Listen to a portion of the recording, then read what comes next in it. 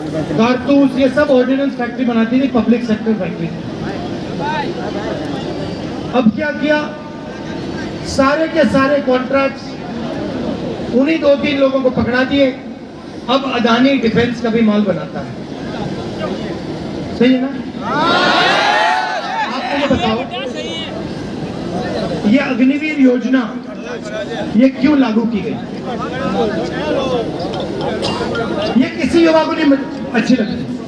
हिंदुस्तान में एक आपको ऐसा युवा नहीं मिलेगा जो आपको कहेगा मुझे अग्निवीर योजना अच्छी लगती। ये सेना को भी अच्छी नहीं लगती, आर्मी के लोगों को भी अच्छी नहीं लगती। क्यों? क्योंकि वो चाहते हैं कि उनके जवानों को 4-5 साल की ट्रेनिंग लगे।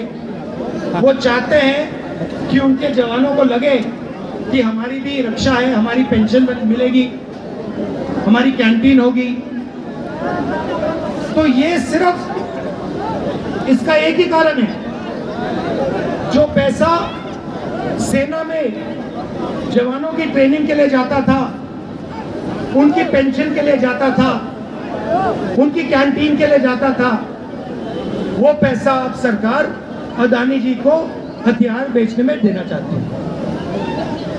अब हुआ क्या, 2 तरीके के शहीद हो गए। एक जो नॉर्मल आर्मी का जवान है और दूसरा जो अग्निवीर है। अग्निवीर का कैसे कहते हैं, भैया आप 4 साल रहोगे, अगर आप शहीद हो गए, आपको गोली लग गई, तो आपको शहीद का दर्जा नहीं मिलेगा। आप आर्मी छोड़ोगे तो आपको पेंशन नहीं मिलेगा, आपको इज्जत नहीं मिलेगी, आपको वापस 4 साल बाद बेरोजगारी में हम डाल देंगे। तो आर्मी वाला रास्ता बंद कर दिया। पहले पब्लिक सेक्टर हुआ करता था, BHEL, HEL, ये सब कंपनी होती थी। इसमें युवा रोजगार पा सकते थे। इनको एक के बाद एक के बाद एक बेच रहे हैं। तो आपके जो रास्ते थे बेरोजगारी से निकलने के, उनको ये बंद कर रहे हैं जहां भी देखो। तो हमने कल राजस्थान में कांग्रेस पार्टी ने 1-2 अनाउंसमेंट किए। पहला अनाउंसमेंट कि 30 लाख सरकारी नौकरियां हैं जो आज खाली पड़ी हुई। 30 लाख। जैसे ही हमारी सरकार आएगी, वो 30 लाख नौकरियां हम भर के आपको दे देंगे। हमने एक नया कानून बनाएंगे, अप्रेंटिसशिप का कानून। जो भी कॉलेज का ग्रेजुएट होगा, डिप्लोमा होल्डर होगा, यूनिवर्सिटी से डिग्री लेके आएगा, चाहे वो कोई भी हो हिंदुस्तान में, उनको हम अप्रेंटिसशिप का अधिकार देने जा रहे हैं।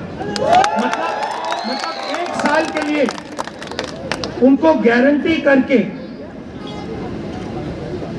पब्लिक सेक्टर में, प्राइवेट सेक्टर में 1 साल की ट्रेनिंग और नौकरी गारंटी करके उनका अधिकार बनता है।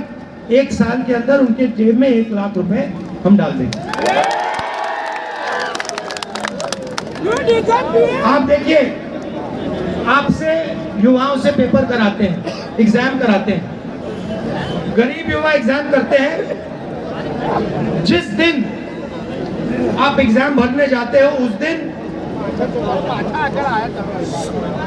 2-3% अमीर बच्चे अपने मोबाइल फोन पे ईमानदार बच्चों को एग्जाम दिखा देते हैं कि ये देखो तुमने पढ़ाई की, हमारे पास तो पेपर लीक हो गया।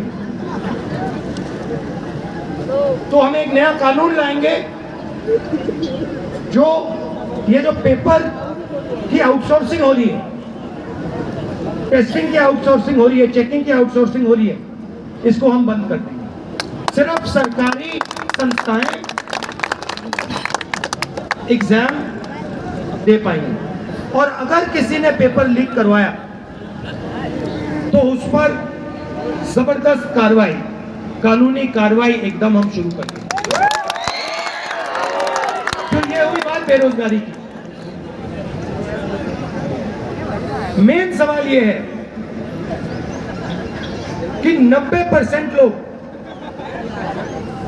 खेती करते हैं, मजदूरी करते हैं, ईमानदारी से काम करते हैं, और हिंदुस्तान में उन 90% को कहीं भागीदारी नहीं मिलती।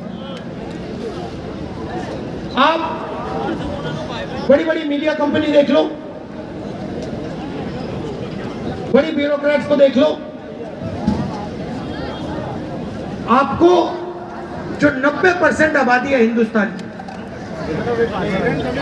वो लोग आपको इसमें नहीं मिलेंगे।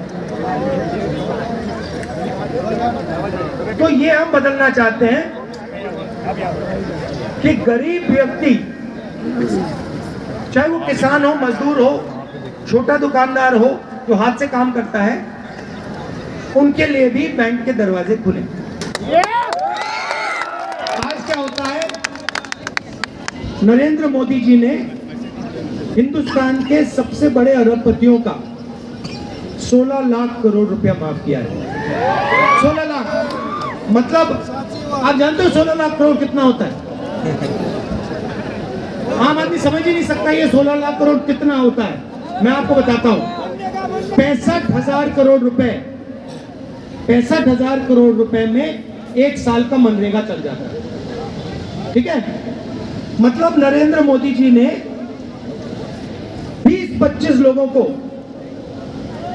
24 साल का मनरेगा कर्जा माफ करके दे दिया, और एक किसान का पिछले 10 साल में नरेंद्र मोदी ने कर्जा। दर्शक मित्रों, अभी तक आपने पिठोरा समाचार यूट्यूब चैनल सब्सक्राइब नहीं की है तो कृपया सब्सक्राइब करें ताकि देश व दुनिया की हर खबर आपको मिलती रहे।